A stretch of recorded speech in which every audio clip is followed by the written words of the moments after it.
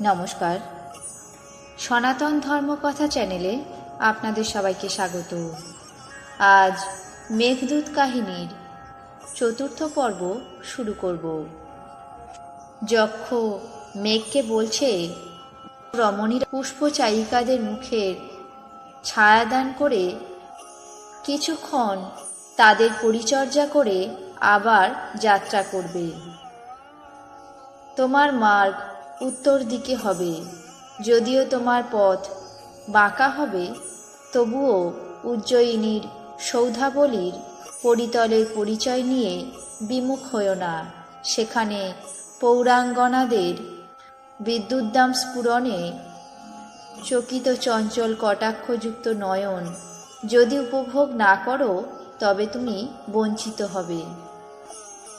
পথে দেখবে নিবিন্ধা নদী তরঙ্গক্ষোভে মুখরিত, বিহগ শ্রেণীরূপ কাঞ্চি দাম ধারণ করে জলাবর্তরূপ নাভি প্রকটিত করে মনোরম স্খলিত ভঙ্গিতে প্রবাহিত হচ্ছে। তুমি তার সঙ্গম লাভ করে রসপূর্ণ হয়েও। প্রিয়জনের প্রতি হাবভাবী রমণীগণের প্রথম প্রণয় বচন। হে মেঘ, ক্ষীণ জলধারা তার বেণী, তটজাত তরু হতে পতিত জীর্ণপত্রে সে পাণ্ডুবর্ণ ধারণ করেছে। প্রবাসী তোমার জন্য বিরহ দশাগ্রস্ত হয়ে এই নদী তোমার সৌভাগ্য প্রকাশ করবে। যে উপায়ে তার কৃশতা দূর হয় তুমি তাই করো। মেঘ সুভগ অর্থাৎ ভাগ্যবান, কারণ তার জন্য নিবন্ধা বিরহ লক্ষণ প্রকাশ করছে।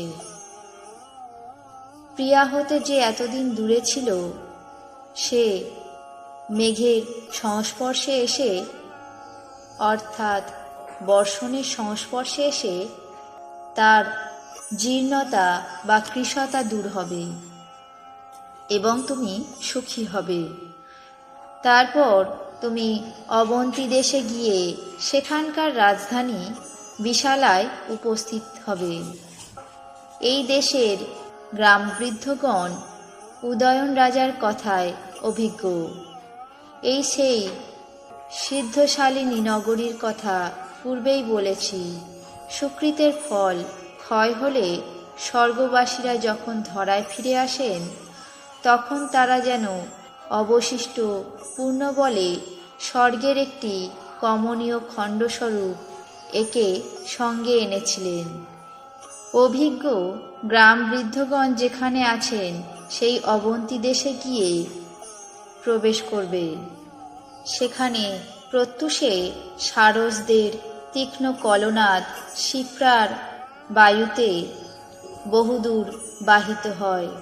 প্রস্ফুটিত কমলের সুগন্ধে সুবাসিত সেই সুখস্পর্শে বায়ু মিলন প্রার্থী হয়ে চাটুকার বল্লভের মতো নারীদের সুরতগ্লানি দূর করে। এই স্থানে বৎসরাজ প্রদ্যোৎ রাজার প্রিয় দুহিতাকে হরণ করেছিলেন। এইখানেই সেই রাজারই হৈম তালবৃক্ষের বন ছিল। এইখানেই মদমত্ত নীলগিরি স্তম্ভ উৎপাটন করে উদ্ভ্রান্ত হয়ে বিচরণ করছিল। এই সকল কথা বলে অভিজ্ঞজন আগন্তুক বন্ধুদের চিত্ত বিনোদন করেন।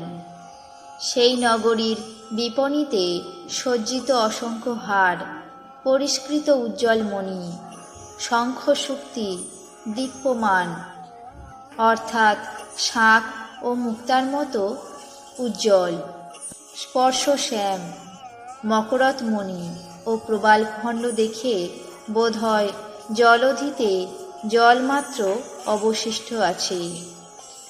সমস্ত মণিমাণিক্য রত্ন উজ্জয়িনীতে চলে আসায় সমুদ্রে কেবল জল আছে এমনই মনে হয়। সেখানকার গবাক্ষ থেকে নির্গত কেশ সংস্কার ধূপে তোমার দেহ বর্ধিত হবে। গৃহপালিত ময়ূররা বন্ধু প্রীতিবশত তোমাকে নৃত্য উপহার দেবে। সুন্দরী নারীরা চরণরাগ চিহ্নিত কুসুম সুরভিত হম্ম সম্মুখে তুমি ওই নগরের লক্ষ্মীশ্রী দেখবে। তাতে তোমার পথশ্রমের ক্লান্তি দূর হবে।